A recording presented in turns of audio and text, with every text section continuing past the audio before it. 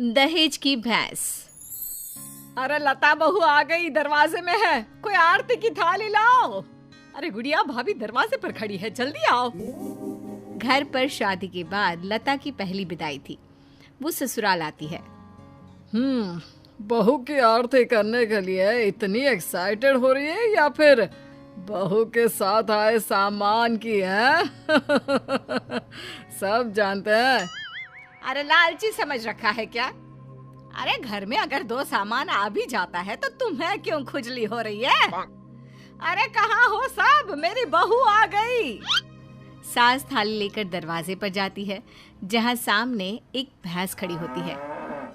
माँ, भाभी तो है नहीं, भैंस है, बोलो तो कर दे आरती। भैंस? भैंस कहाँ से आ गई? तभी लता आ जाती है। वो क्या है ना, पापा ने कहा है कि जा रही हो तो भैंस भी ले जाओ, वहाँ ससुराल में लोगों को दूध दही का फायदा हो जाएगा ना। तो ले आए हम। अरे वाह, कहाँ तो बूंद बूंद दूध के लिए तरसते थे, अब तो नदियाँ बहेंगी नदियाँ। लेकिन ये भैंसिया खड़ी कहाँ होगी? रुको, तुम्हारे ससुर से पूछते हैं। सास अंदर बैठे ससुर को आवाज देती है। आज सुन रहे हो, बहू का ये सामान कहाँ रखना है और ये कहाँ रहेगी? ससुर जी से पता ही नहीं कि दरवाजे पर भैंस खड़ी है। अरे करना क्या है, वो ऊपर का कमरा ही तो बनवाया था ना, वहीं रहेगी और कहाँ जाएगी? हैं? ऊपर के कमरे में रखे? अरे लेकिन इतना ऊपर चढ़ेगी कैसे? अरे पैरों से, और क्या पंख उगाना है? बड़ी ही गंवार औरत हो तुम। और अब बहू आ गई है, जल्दी से अंदर ले आओ आरती करके, हम नहाने जा रहे हैं। बाहर आए तो नाश्ता मिल जाना चाहिए, फिर मिलते हैं बहू से। ये बोलकर ससुर तो चले जाते हैं, लेकिन सास सोच में पड़ जाती है कि भैंस को ऊपर पहुंचाए कैसे। खैर काफी मशक्कत के बाद भैंस को छत पर चढ़ा दिया जाता है। हाय रे, न जाने कैसा ससुराल मिला है, एक तो 3 तल्ले ऊपर कमरा दिया है। सोचा था कि खुली छत है, रोमांटिक माहौल बनेगा, लेकिन नहीं, यहाँ तो मेरी भैंस ही खड़ी कर दी।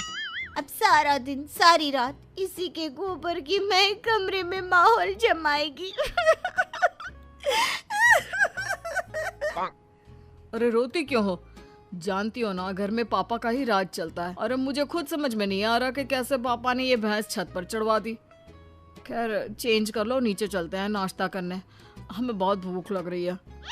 सभी नीचे आते हैं नाश्ते के टेबल पर। और बताओ बहू, घर पर सब कैसे हैं?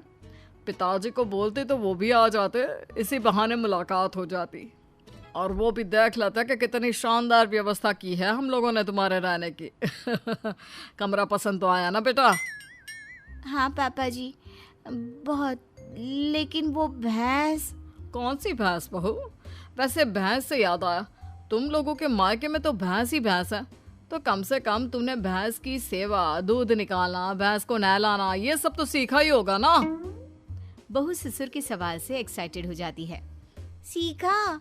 अरे हाथ में जादू है हमारे। भैंस को देखते हैं कि वो दूध देना शुरू कर देती है, और नहलाने का तो ये है कि अगर हमने भैंस या नहला दी ना पिताजी, तो फिर वो भैंस नहीं रहती। हाँ। क्या बात है? फिर क्या बन जाती है? बकरी? चुप। मतलब कि हमारे हाथ में इतना जादू है कि भैंस भैंस नहीं, रंग खिल कर ना उसका बतख की तरह सफेद हो जाता है। अरे 1 घंटे में 75 भैंस नहलाने का रिकॉर्ड हमने बनाया था जी एक बार। हाँ, ये सब तो ठीक है बहू, वैसे भैंस दूध कितना देती है? बहू फिर शेखी में आ जाती है। वैसे तो क्या है ना माँ जी, देती तो सिर्फ 4 किलो सुबह और 4 किलो शाम को, लेकिन जब मैं दूध निकालने बैठी हूँ ना, तो प्रेशर में 10 किलो सुबह और 10 किलो शाम को देती है।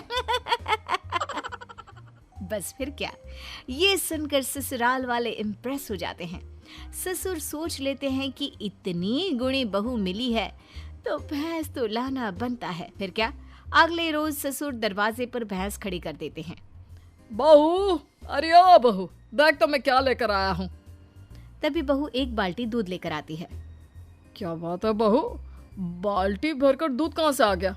वैसे देख, दरवाजे में मैंने तेरे लिए एक तोहफा रखा है।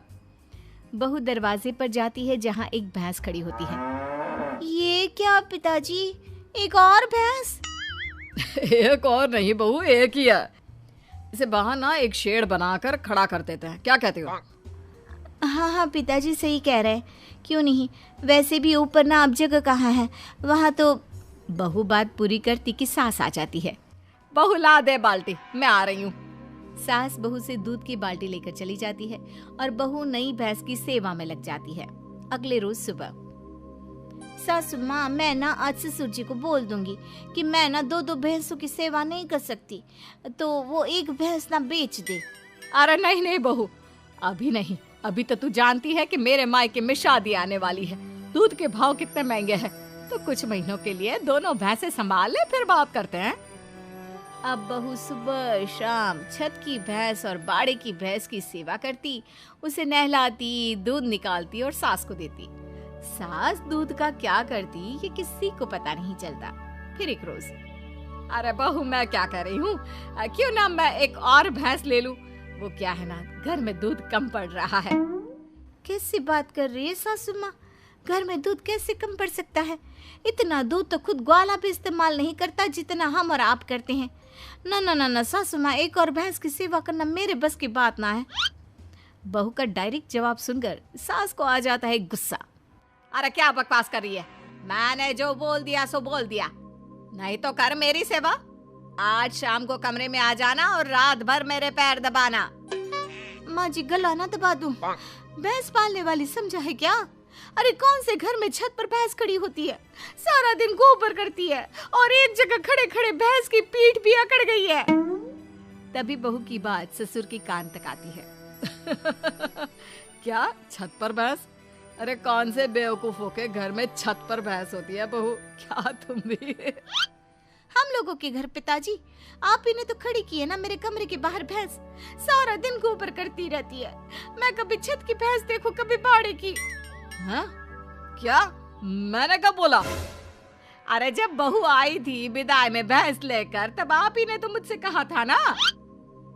अरे गुड गोबर, मैंने बहू को ऊपर के कमरे में ले जाने को कहा था, भैंस को नहीं। हे भगवान, बड़ा पागल लोग हो। जल्दी उस बेचारे मवेशी को नीचे ले आओ। सास फिर बेटे के साथ मिलकर भैंस को नीचे ले आती है। मुझे पता होता कि छत पर भैंस है तो मैं ये दूसरी भैंस कभी ना लाता। पर माँ जी को तो पता था ना, उन्होंने आपको नहीं बताया। वो तो तीसरी भैंस भी लाने की बात कर रही है। अरे वो तो मैं दूध बेचने का बिजनेस करने की सोच रही थी, इसलिए। सासू माँ प्लीज ऐसा कुछ भी ना सोचा करे। भगवान।